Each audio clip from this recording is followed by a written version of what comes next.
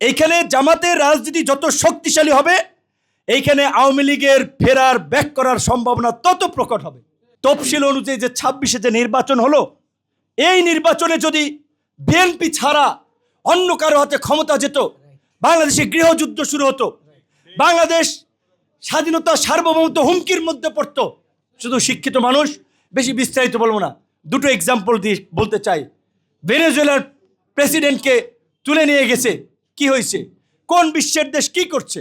কিছু হয়েছে? ভেনেজুয়েলার প্রেসিডেন্টকে যে তুলে নিয়ে গেল, এটাকে পানামাতেও নিয়ে গেছে, তাই না? বাংলাদেশের জিও পলিটিক্সের জায়গা থেকে বিএনপি ছাড়া অল্টারনেটিভ এখনও নাই। সামনে তৈরি হয় কিনা আমি জানি না। আপনারা যদি অল্টারনেটিভভাবে দাঁড়াতে পারেন ভালো। তারেক রহমান নির্বাচন আগে আমাদেরকে পরিষ্কারভাবে বলেছিল যে আপনারা আমাদের আন্দোলনের সহযোগী। RICL TMX, যুগের পর যুগ স্থাপনা থাকে মজবুত। আমরা একসাথে আন্দোলন সংগ্রাম করেছি। আপনারা সরকারি দলে থাকেন, বিরোধী দলে থাকেন, আমাদের সহযোগিতা থাকবে, আপনাদের সাথে আমাদের সম্পর্ক থাকবে। কাজে আপনারা যদি মনে করেন যে অপোজিশন রাজনীতি করবেন, এখন থেকে তৈরি করেন, সামনে অনেক সুযোগ আছে। আমি জামাত ইসলামীর একটা মজলুম, তারা অত্যাচারিত হয়েছে, নির্যাতিত হয়েছে শেখ হাসিনার আমলে, তাদের প্রতি আমার ফেলো ফিলিং আছে। উইথ ডিউ রেসপেক্ট আমি বলছি, এইখানে জামাতের রাজনীতি যত শক্তিশালী হবে, এইখানে আওয়ামী লীগের ফেরার ব্যাক করার সম্ভাবনা তত প্রকট হবে।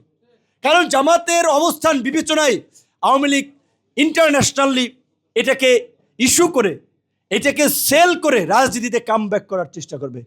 এখন এনসিপি ভুল করলে তো আমি সেই ভুল করবো না। আমি কোন বিবেচনায় আমি তখন জামাতের সাথে যেতাম? আওয়ামী লীগকে ডেকে আনার জন্য? নো।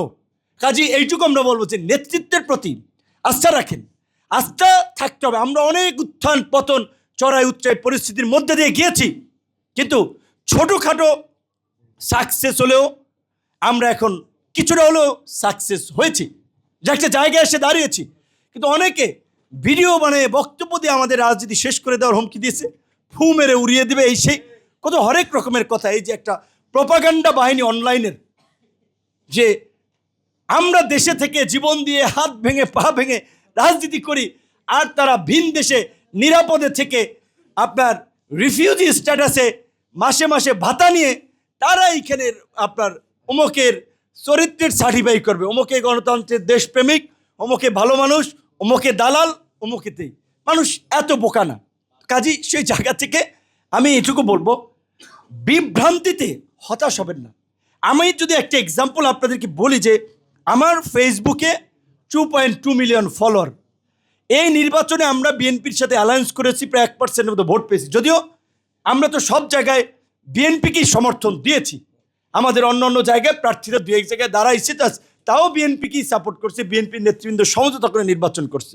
সিঙ্গেল নির্বাচন করে ধরেন 2-3-4% যদি আমরা ভোট পেতাম, তাহলে 2.2 মিলিয়ন ফলোয়ারের মধ্যে ইয়ত বিবেচনায় ধরেন এখানে 20-15% লোক আছে যারা আমাদের রাজনীতি করে, তারা আমাদেরকে ফলো করে, আর 80%ই কিন্তু একেবারেই কমন পিপল।